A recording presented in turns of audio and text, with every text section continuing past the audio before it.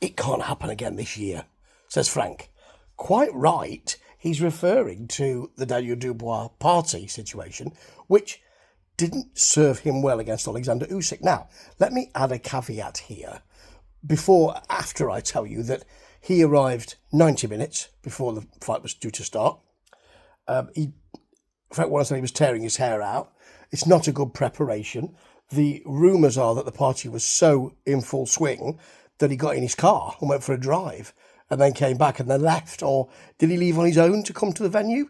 I heard stories of. So, yes, that cannot happen again.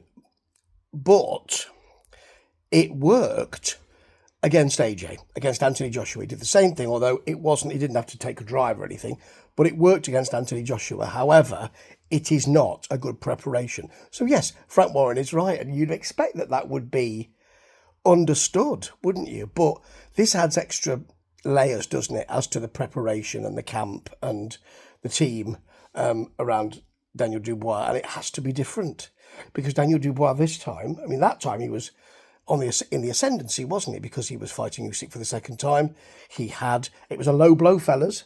It was a low blow, but he had put Usyk down in that first fight. And yes, working Usyk to the body, as Anthony Joshua, in I think that 9th round of their second fight showed, is his Achilles heel. But then he was riding high. Now he's not. And he needs to beat Fabio Wardley. It's not going to happen, folks. But he needs to beat Fabio Wardley for that title so we can go back to Usyk and say, OK, this time it'll be different. I don't want to see that, to be honest, but that's the business of boxing. However, he needs to be focused and he needs to be understanding that he's on the B-side of this. He was against Usyk, but what I mean is really on the B-side here, because if he doesn't get this right, then it's a slope. It's a slope downwards, and that's the trajectory of your career if you don't win this fight.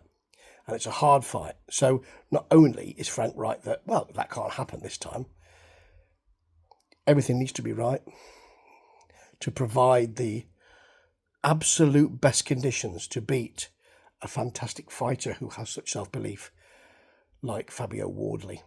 And we saw at the stare down that Wardley is focused. And I'm concerned that Dubois, in that stare down, wasn't. Ta-ta.